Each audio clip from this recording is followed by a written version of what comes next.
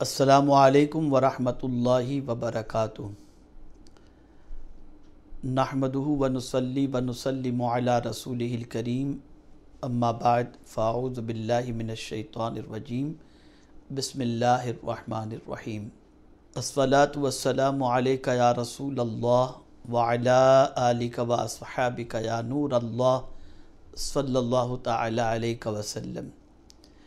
میرے پیارے آقا صلی اللہ تعالی علیہ وسلم کے پیارے دیوانوں، اسلامی سال اختتام کے قریب ہے اور نئے اسلامی سال کا آغاز عنقریب ہونے جا رہا ہے۔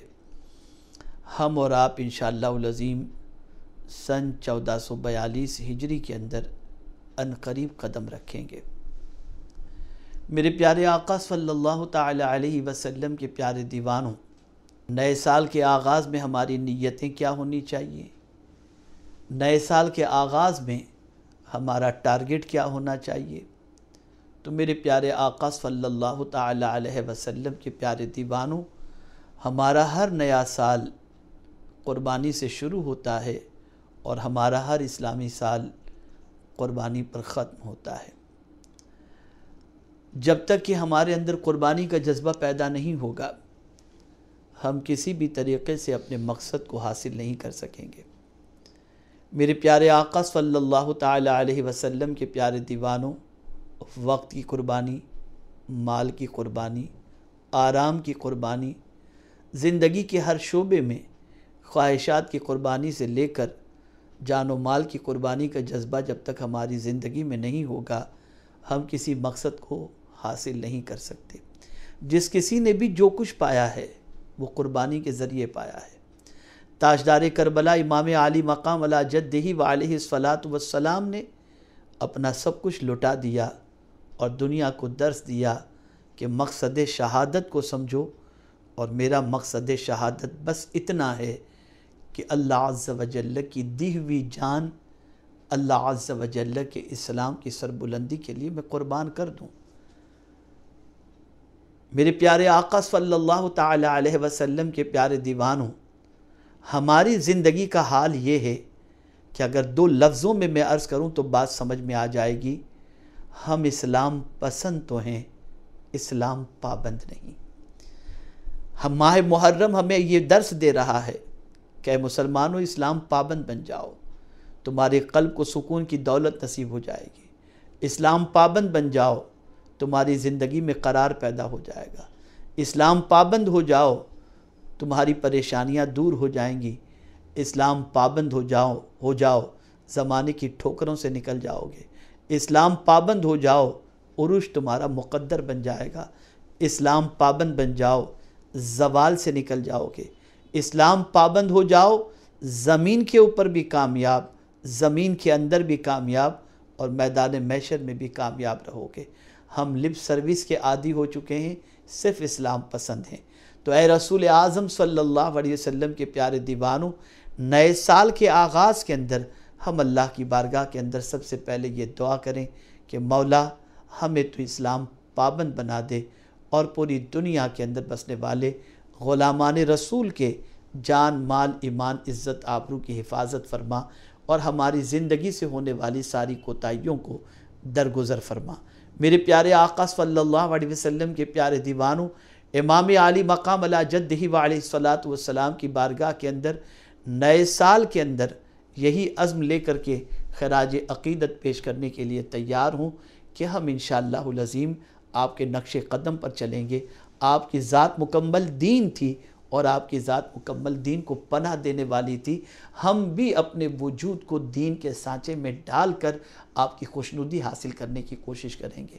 جس دین کی سربلندی کے لیے آپ نے سب کچھ لٹا دیا، ہم آپ کی بارگاہ میں صرف لفظوں کا خراج عقیدت یا آنسوؤں کا خراج عقیدت پیش نہیں کریں گے، بلکہ کردار کا خراج عقیدت پیش کریں گے، اعمال کا خراج عقیدت پیش کریں گے، عادات کا خراج عقیدت پیش کریں گے، اطوار کا خراج عقیدت پیش کریں گے، تلاوت کا خراج عقیدت پیش کریں گے، نماز کا خراج عقیدت پیش کریں گے، اور سب سے بڑی چیز یہ ہے کہ ہم ان گناہوں سے بچ کر آپ کی بارگاہ کے اندر اللہ عز و جل کی بارگاہ کے اندر سرخ روئی حاصل کرنے کی کوشش کریں گے، جن گناہوں کو مٹانے کے لیے آپ نے سر دھڑ کی بازی لگائی۔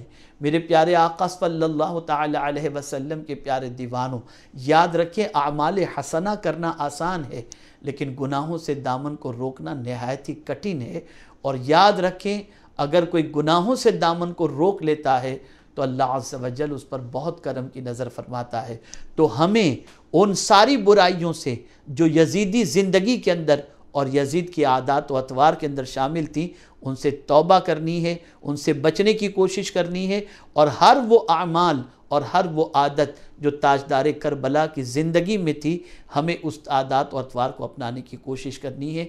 نماز کی پابندی، تلاوت قرآن مقدس کی پابندی، غریبوں کی خیر خواہی، مصیبت زدوں کی مدد، اور رسول اعظم صلی اللہ علیہ وسلم کا اتباع اور پیروی۔ ماہ محرم شریف کی چاند رات سے لے کر یوم عاشورہ تک چند چیزوں کو آپ لازم کر لیں، ہو سکے تو پورا مہینہ آپ کریں۔